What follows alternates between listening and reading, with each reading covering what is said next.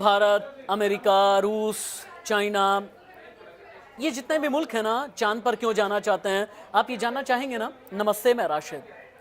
चांद पर पहला तो ये कि पानी की खोज।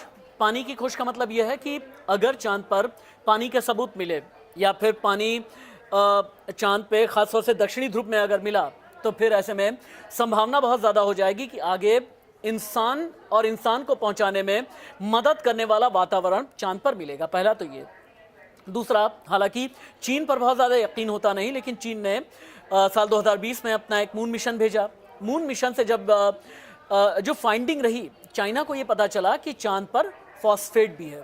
फॉस्फेट का मतलब यह है कि अगर फॉस्फेट मिला है, यानी चांद पर आगे अभी नहीं, 100 साल, 150, 200 साल के बाद में खेती किसानी भी हो सकती है। ये दूसरी बात है।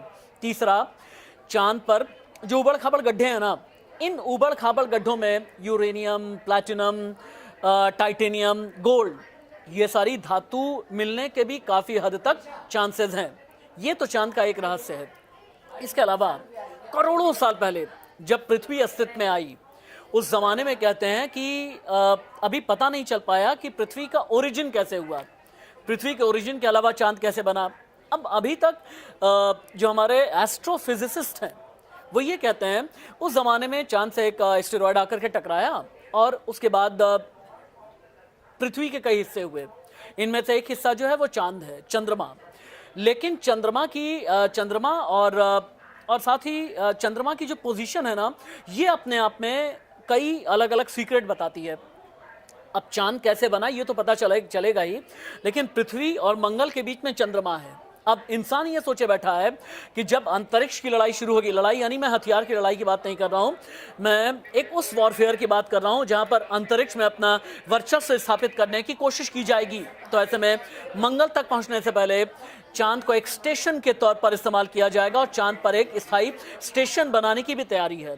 लेकिन हाँ, ये तब होगा जब लैंडर और रोवर सही वक्त पर अपनी पोजीशन लेंगे।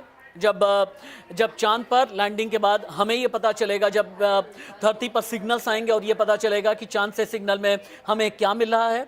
चांद के ऑर्बिट का जब हम पूरा अध्ययन करेंगे, दक्षिणी ध्रुव का जब हम अध्ययन करेंगे। अभी तक पूरी दुनिया में 111 मून मिशन भेजे गए हैं और इनमें से 60 से ज़्यादा मून मिशन ऐसे रहे जो कि फेल हो गए हैं। लेकिन चंद्रयान 3 काफ़ी हद तक कामयाब होता नजर आ रहा है। वो इसलिए क्योंकि रूस का लूना 25 अपने पैरामीटर अंतिम समय में अपने पैरामीटर ठीक तरीके से सेट नहीं कर पाया और उसके बाद फिर लूना 25 लास्ट स्टेज में जाकर के क्रैश हो गया।